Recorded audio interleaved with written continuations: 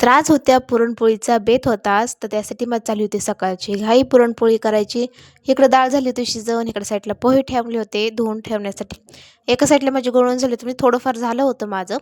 हे अंदाजीचं झालं होतं, लवकर जरा उठले होते कारण की संक्रांत असल्यामुळं ना पोळ्याचा स्वयंपाक करायचा होता. पोळीचं डाळ कसं 1 किलो असं ना किंवा अर्धा किलो किंवा पावशेर का असं ना, पण पोळ्यात जेवढा वेळ लागतो ना तेवढाच वेळ लागतो. फक्त लाटायचं आहे ना कमी जास्त होतं, नाही तर बाकीचा तर वेळ लागतोच तेवढा. त्यानंतर तिकडे छानशी माझी पोहे झाले होते रेडी. ह्याच्यासाठी नाश्त्याला केलं होतं सगळ्यांसाठीच. कारण की मुलांना एवढं उशीर नाही दम काढू शकत, कारण की 12-12:30 वाजतात पुरणपोळीच्या स्वयंपाकाला मला तर. त्याच्यामुळं मग आहे ना सकाळचा नाश्ता तर हेच केलं. त्यानंतर येळवणी साईडला ठेवली होती आणि कटाच्या आमटीला फोडणी दिली. त्यानंतर पीठ मळून झालं आपलं फोडणीचे, म्हणजे ना पुरण पण झालं होतं रेडी. मग अशा प्रकारे ना सगळं व्यवस्थित करून ठेवलं होतं, म्हणजे मला बरं पडेल लाटायला. सगळा स्वयंपाक बाकीचा झाला होता. फक्त आता भात आणि पुरणपोळी लाटायचं बाकी होतं आणि कुरडया तळायच्या होत्या. हेच राहिले होते 3 आयटम करायचे आता. त्याच्यामुळे माझी चालली होती इकडं तयारी आणि पुरणपोळी बघताना मस्त अशी फुगली होती. एवढ्या पण सगळ्या आल्या नव्हत्या बरं का व्यवस्थित अशा म्हणजे ह्या अशामधून ना सगळ्याच आल्या नव्हत्या. त्यातले 4-5 करपल्या होत्या.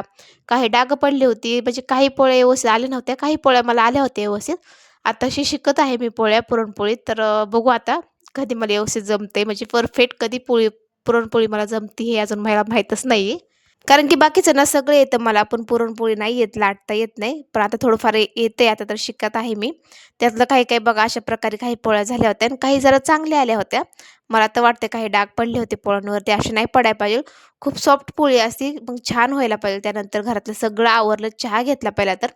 त्यानंतर घरातली फरशी, भांडी, किचन कट्टा सगळं आवरून नंतर ना मगच मी तयार व्हायला लागले. परीचं माझं आवरून झालं होतं फक्त, कारण की सम्राटचं आणि माझंच आवरायचं बाकी होतं. त्यानंतर परी अशा प्रकारे तयार झाली होती इथं. कारण की तिचं आवरलं ना मग मला बरं पडतं, नाहीतर तिला पण बराच वेळ लागतो आवरायला. त्यानंतर साडी घातली, ज्वेलरी घातली, थोडासा मेकअप केला. आता थोडंसं राहिलेलं आहे बांगड्या आणि थोडंसं हेअरस्टाईल करायची आहे. बघू आता काय होतं माझं. तसं पण माझ्या केसांचं काहीच होत नाही. इथं मी तेच सांगायचं बघते, की कारण की आता तर होतच नाही ना. इथं ऑनलाईन ज्वेलरी घेतली होती ना, खूप सुंदर आली होती. त्यानंतर दिवाबत्ती लावून घेतली, कारण की दिवा विझला होता, फॅन चालू होता तर त्याच्यामुळे. मग नैवेद्य भरून घेतला, कुरड्या तळल्या, भात केला त्यानंतर. मग आहे ना नैवेद्य भरून घेऊन ना देवाला दाखवलं. दोन्ही पण साईडला दाखवलं. इथं खऱ्याला पण दाखवलं आणि साईडला आपल्या देवाला पण दाखवून घेतलं. हळदी-कुंकू लावलं आणि मी वेणीच घातली होती. पुढं पोप पाडलं आणि वेणी घातली. तर अशा प्रकारे नैवेद्य दाखवून झाला होता माझा देवाला. छानपैकी झालं होतं. आता माझं ताट पण राहतं रेडी. मग वरच्या ताई मी चालले होते. महादेवाचं मंदिर आहे चक्रेश्वरला, तिकडं झालं होतं. इथून जरा जवळच आहे, खूप लांब नाहीये, जवळच आहे. तिथं ताट रेडी झालेलं होतं. मला ताटावरचं घ्यायचं आहे. मम्मीकडे भरपूर आहे, पण माझं कधी लक्षच राहत नाही घेऊन यायचं. मग अशी नॅपकिन किंवा रुमाल मला घ्यायला लागतात. आता बघू, आता एका दिवशी गेली ना मम्मीकडे तर नक्की घेईन मी तिच्या ताटावरचं. ते रुमाल असतो ना, ते इनकामामधून बनवतात. ते खूप सुंदर दिसतं. बाहेर एवढी गर्दी होती ना, तर आतमध्ये हमखास असणारच आहे गर्दी असं वाटतच होतं. तर बघू शकता आतमध्ये गेल्यानंतर तर भरपूर अशी गर्दी होती. सगळेच आहे ना जण पूजायला आले होते चक्रेश्वरला.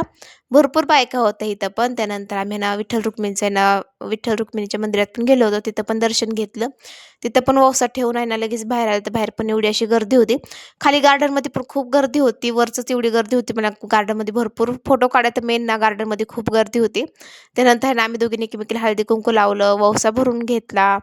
म्हणतात ना कसा नवरा असणाऱ्याला महत्त्व असतं, ते असं असतं. कसं पण असं ना, पण नवरा असणाऱ्याला सौभाग्य होणं म्हणजे सौभाग्य होण्याचं पण महत्त्व असतं. ते आपल्याला असं ह्या टायमिंगला समजतं, जेव्हा सणसुद असतात ना, की खूप मोठा मान असतो हळदी-कुंकू लावणं, करणं किंवा आहे ना वटसावित्रीला समजा किंवा सवासणी, असे प्रत्येक बायकाचे सण असतात ना, खूप चांगलं असतं. छानपैकी आपण नटतो, सजतो. काही-काही जणांना नाही आवडत, पण मला तर आवडतं. कसा असतं ना माझा नवरा, सणसुद असल्यानंतर मला नटाई करायला मस्त आवडतं. त्यानंतर आहे ना मुलांची तर वेगळीच चालली होती घाई इकडं.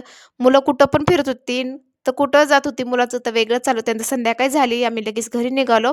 दिवसभर इतकं बोर झालं. सम्राट दिसत नसेल तुम्हाला, कारण की सम्राट पहिलाच गेला होता पुढं भाऊजींसोबत आमच्या. ते पुढंच गेला होता पहिल्यांदा ॲक्टिवावर त्यांच्या गाडीवर. त्यानंतर हळदी-कुंकूला गेले मी. शेजारच्या ताईंच्या हळदी-कुंकू होतं त्या दिवशीच, संक्रांतीच्या दिवशीच होतं. मग मी तिकडेच गेले होते. नेक्स्ट व्हिडिओ होतो. तर बाय. आणि माझे व्हिडिओ कसे वाटले हे पण